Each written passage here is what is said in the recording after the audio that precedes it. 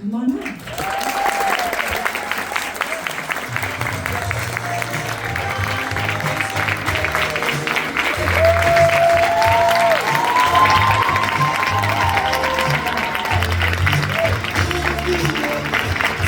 All right. That light's as bright as our future, right? Let's give Jennifer another big round of applause.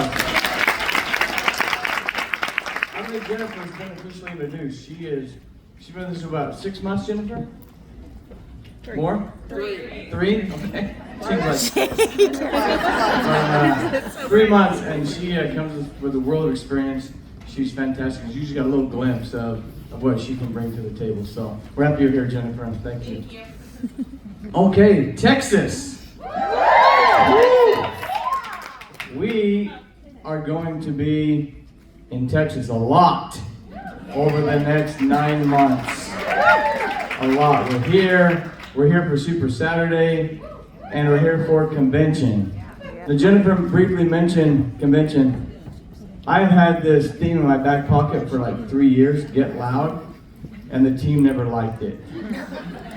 And so finally it happened, and they loved it, because we were trying to do all the things to get to where we needed to be, so we could get loud and get proud of Plexus more so. And so Texas in June is going to be loud, right?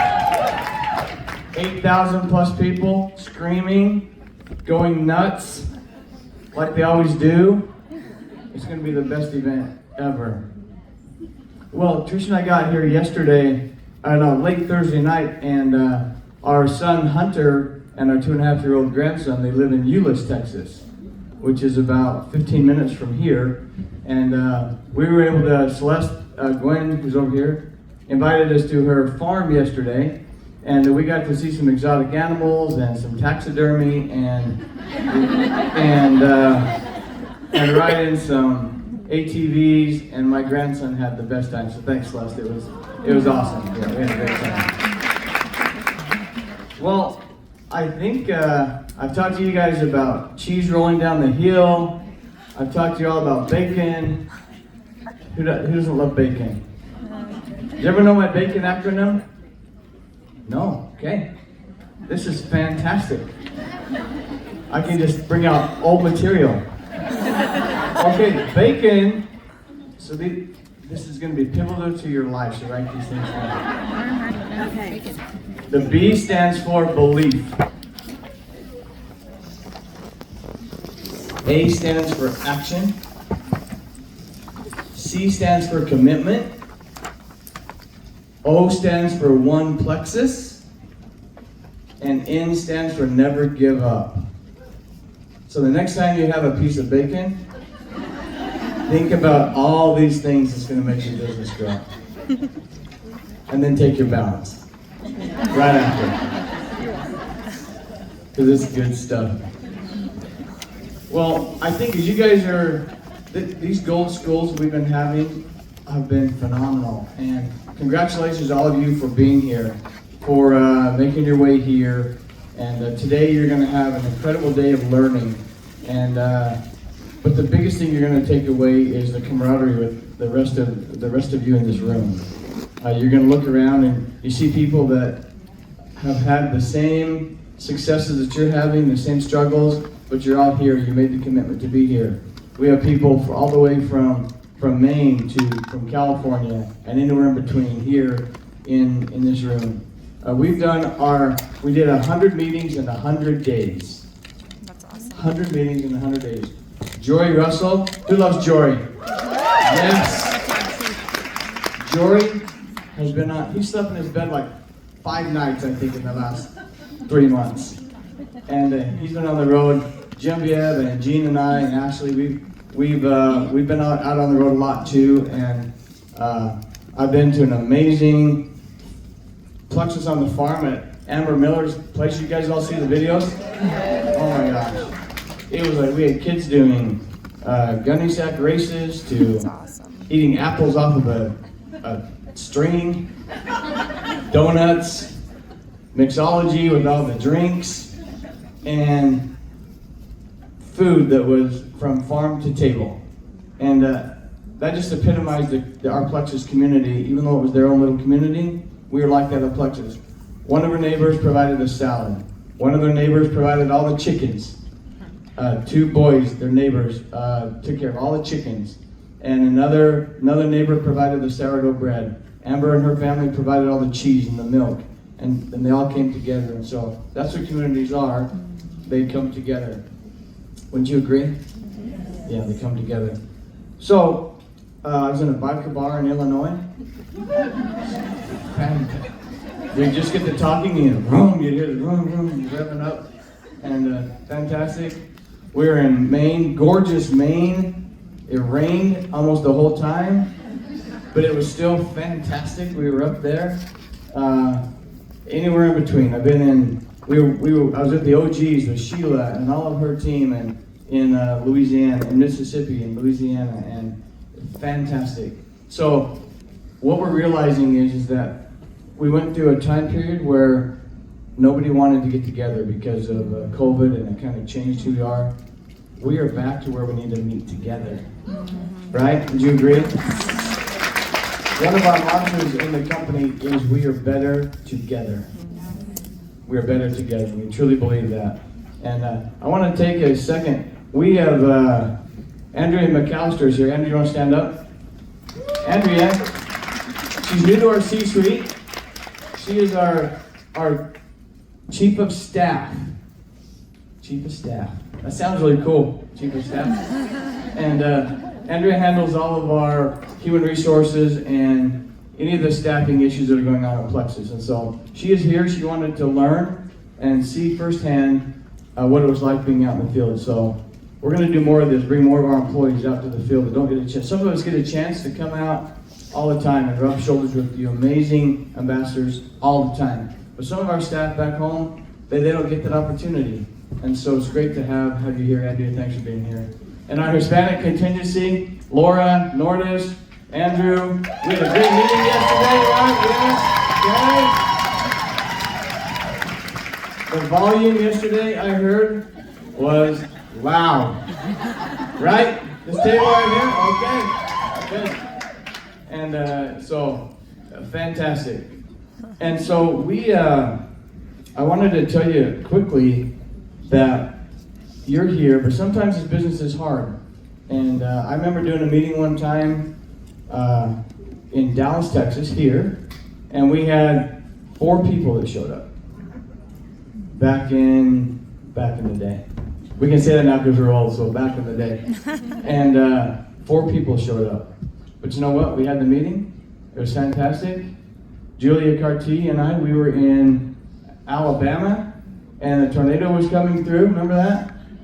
And they sent us down to this. Our room happened to be the storm shelter that we had our meeting room in, and we didn't care. We had like 8 people there. We pulled some chairs up in a half circle, and we did the meeting. That's awesome. It was fantastic. But I was watching a documentary the other day, and you heard of that little band called ZZ Top? Sharp Dressed Man? God, man, in the 80s it was the best. The best. But they did a concert one night in a bar or someplace, and they got on stage, and there was one guy in the front row. That was it. The one guy took his shirt off. He was excited. He was front row. They did the whole concert for this one guy. They took a break, bought him a Coke, came back and did an encore. He didn't ask for it, they just did it. And so if you think your business is hard, you need to push through. And even if you have one person that you're talking to, talk to them. Because you never know what that one person is going to do and make a difference in your business. So don't give up. You are all overachievers in this room. Amen. Don't you agree? Yes. Overachievers. We have, right? Give yourself a round of applause. We probably have 15 or plus diamonds in this room. Right? Yeah? And that means that they actually went and had someone on their team go gold so they could, just because they're diamond doesn't mean they can show up to this meeting. unless they're training. But even they actually went and qualified to be here. And so no matter what rank you are, go out and continue working, inspire those people. We have so many things that you're going to hear about over the next 3 and 6 months. We're going to end 2024 better than we have ever finished, and 2025, just hang on.